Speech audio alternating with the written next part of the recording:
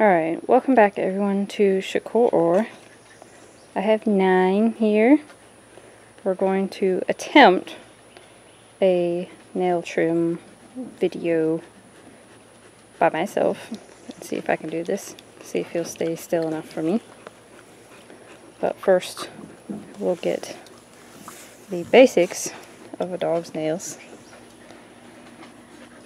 So, dogs have, let's see if I can get a different one here. Whoop, hold buddy, hold still. His nails are long because I purposely let them grow out for the video. So it's a lot easier to see things. The quick is the pink part. That is live tissue. They will feel pain and bleed if you cut into that. Hold still, buddy. Hold still. You need to hold still. Listen. Hold still. Okay, so let me get him back. The lighting is kind of funny. There we go. So you don't want to cut into that whatsoever. Hold still, bud. Hush, hush, hush, hush.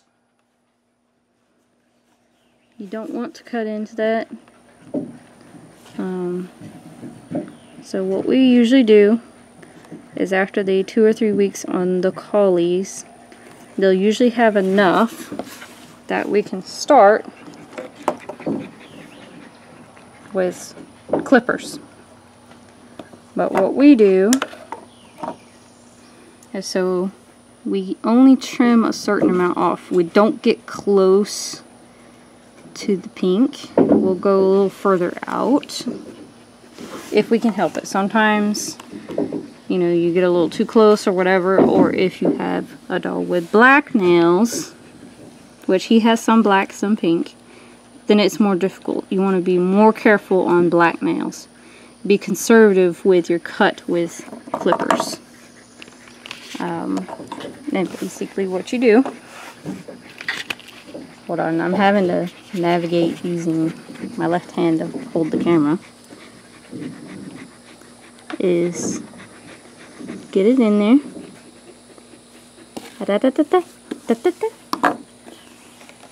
He's a puppy. He doesn't like to hold still for any length of time, but honestly none of the dogs do. So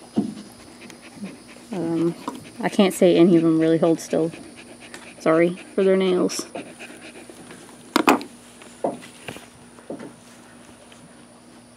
And you want to wait till they're holding still because you don't want to make a bad cut and hurt them. And I'm just going to clip it. That was very conservative on that one.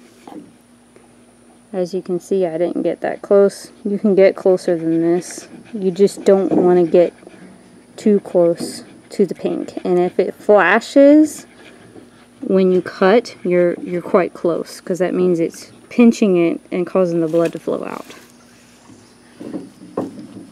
of the nail, you know, back up into here and then it'll flow back in. No different from, you know, like pressing a finger to your gums or whatever.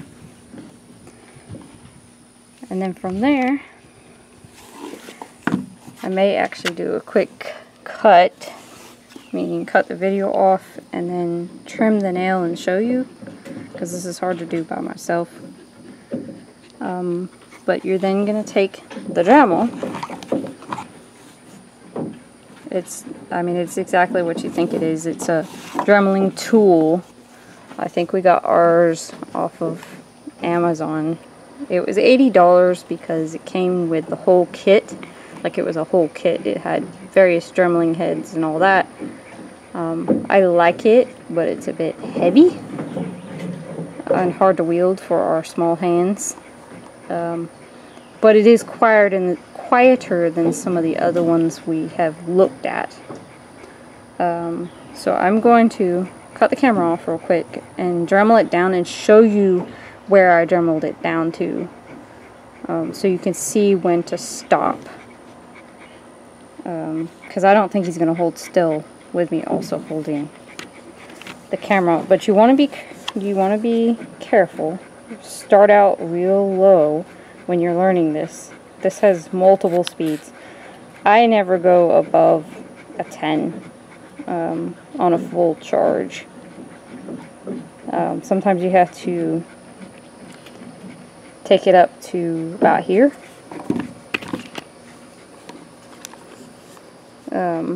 When the battery's getting low,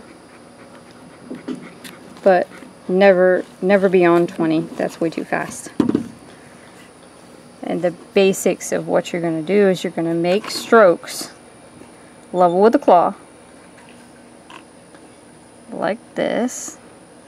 So you're going to hold the claw, and you're going to bring the dremel up to it, and make strokes with the dremel. Meaning, hold the claw with this hand, hold the dremel in the other hand, and make strokes with the dremel against the claw. And you want to pause for about 3-5 seconds between each stroke to let the heat dissipate, especially as you get close to the pink. So I'll be right back. Okay, and we're back. So this is what you want it to look like. Why is the lighting so strange? You see that center part right there? That is the quick that's now exposed, and you can actually touch it with your nail and with your finger, and it's squishy. Once that is exposed, you want to stop. And you can tell from the side that it's right there at the pink. And you want it to be relatively flat, level. And it just looks a little pretty, you know, a little pretty tuck. Not all of them will look like that, because every dog's nails are different. That's the quick.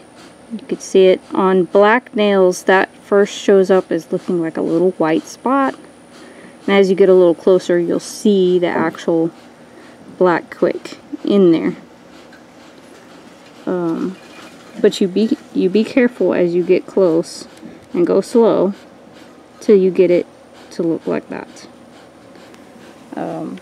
He struggled a bit because, I mean, he's naturally on the more timid side, so he gets scared of a lot of kind of weird stuff sometimes. But he did settle down and let me finish it. And you want to be very patient with them. You work them through the process. If it takes 30 minutes, if it takes an hour to get all the nails done, you know, do that. What we usually do starting out is, you know, we'll start with one nail. If they did good with that, you let them go, and then come back, you know, 30 minutes, an hour, however, what you have time for, and do another one, or do another two. Just whatever they seem capable of handling at the time. And don't push them too far till they absolutely freak out, because you want to try and get them to where, even as an adult, you know, they won't resist. But all of ours, they always resist initially, no matter what. And then they usually calm down after a bit of struggling.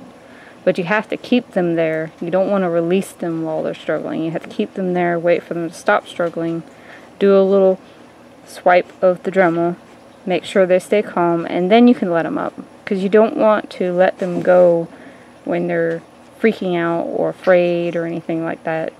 You want the end result, when you end on the session, to be good. So you want to end the session with, well, that wasn't so bad. You know, the dog wasn't freaking out at the time. They were relatively relaxed. I have my leg over him currently because he was trying to jump up. But I'm not putting a lot. There's hardly any pressure here. I'm just putting that as a barrier for him to know, don't get up. Because he was struggling quite a bit. But he's good now. And he let me do one of his nails. He obviously needs the rest of them done, and I'm probably going to do that off camera. If this wasn't good enough, this didn't show enough what you need, then I'll try and get a better one once Peyton has time to do the camera for me. But that's the basics of it. Clippers first. Take off.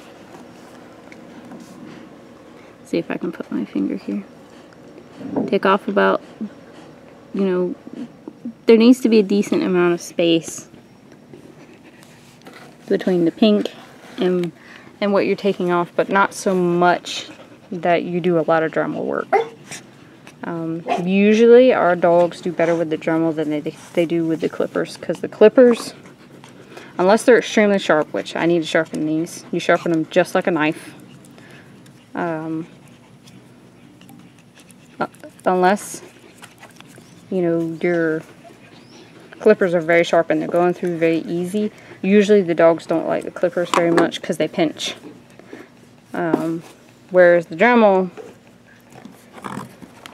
just makes sound, and if you hold it on the nail too long, you know, you're sanding it too much, then it creates a lot of heat, and that'll make them whimper, whine, that sort of thing. When you're getting close to the quick, and if they start snatching their foot away, it's probably too hot, and they're feeling it. Not all dogs, some dogs will snatch their feet, period, but that's usually an indication of that it's too hot and you need to let it cool down. And that's why I mentioned between each stroke you make, because you're going to stroke kind of like this, up, away, up, away, up, away. You want to give a few seconds between each stroke to try and keep the heat down. And if you feel like it's getting too hot, let it sit for a few seconds. It usually doesn't take very long, but the closer you get to the quick, the more you'll have to wait between strokes. And that's pretty much it.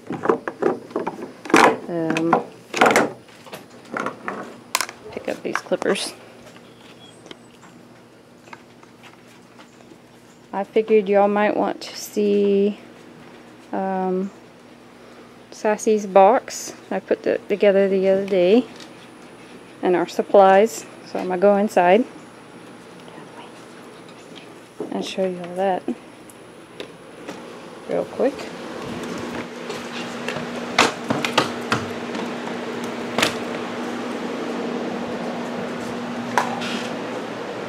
To add on to the video. So Sassy's box is in our bedroom. We wanted to do that with our first Pomeranian, and potentially all the Pomeranians, because they are more prone to birthing issues.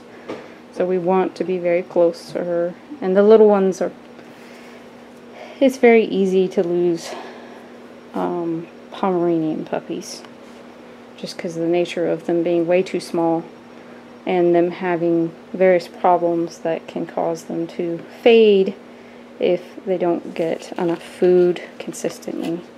This is a heat lamp. It doesn't produce actual light. It's infrared. These are birthing cloths, puppy pads, an extra blanket to change out, because the Love Me didn't like birthing on the puppy pads. She wanted to birth on a blanket, so I have that here just in case. A scale. It has a bowl, but I don't have that in here. And then I have a bag full of supplies. This is to suck out mucus if there seems to be one that's struggling with that, because all puppies are born basically with some mucus in their lungs. And then we have these feeding syringes. This is for small breed, and this is for the collies, the larger breed.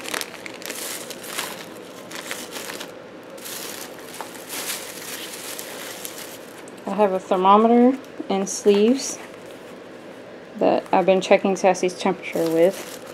because supposedly you can track imminent labor with temperature, and it'll drop below 99 about 12 to 24 hours prior to them going into labor, especially if it drops down to like 98, 97, more like 97 point something, then you definitely know something's happening.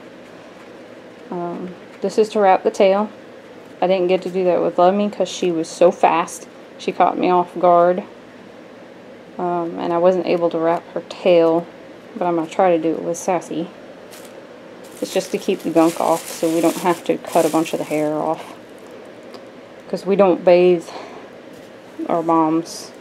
We don't want to stress them out when, you know, they're nursing puppies and all that. The calcium is to be used in the middle of birthing and right after, you know, once the mom has settled and everything's good, she's good, puppies are nursing, to give a little bit of this in the middle and at the end. Not afterward, after all that though, just those 2 times. This, if you can see it, this is to help boost weak puppies, and it can be used just to boost them after birth period, because being birthed is quite traumatic. It can really get them going. So I'm going to be using this more than likely, unless Sassy's puppies come out very strong.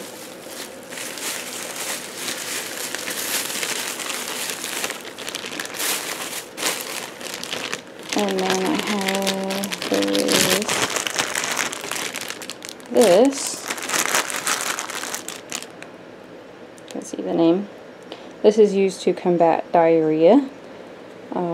We used this on the last litter as they were transitioning to the full milk, because Love Me had very rich fatty milk, and it gave them quite gross poo. And this helps get them through that transition period without them, you know, spewing all over the place. Which does happen for some, doesn't happen for others, but it's good to have on hand if they start doing that. And yes, they were checked for worms when that happened, and they didn't have any. It was just, Love Me's milk was so fatty. These are feeding tubes. Feeding tubes would only be used on a very weak puppy. And only if absolutely necessary. So if I gave this and they didn't bounce back enough to nurse, then they would probably be started on a feeding tube. And only until they were able to nurse on their own. If a puppy doesn't start nursing on their own pretty quickly, we're not going to continue to fight that if there's... We feel like there's an underlying issue if they continue to struggle. And it sounds harsh, but we would not continue to force them to live if they're not going to. Because some puppies are just born with something, and you can't see it, but they just can't thrive, no matter how hard you try. Or if you try really hard and you get them through all that, they'll always have lifetime issues. So it's better for them if you just let them go. We haven't had that yet, but we also only had 1 litter. So hopefully Sassy will be kind to us and she won't have any issues with her puppies. But there's always that possibility. No matter what you do, there's always a possibility of a fader. One that just fades out and doesn't thrive. But that's pretty much it, guys. So hopefully the next video will actually be Sassy giving birth. She's very large and uncomfortable, but I haven't seen her give any clear signs as of yet that she is going into labor. So we'll keep y'all posted. Bye-bye.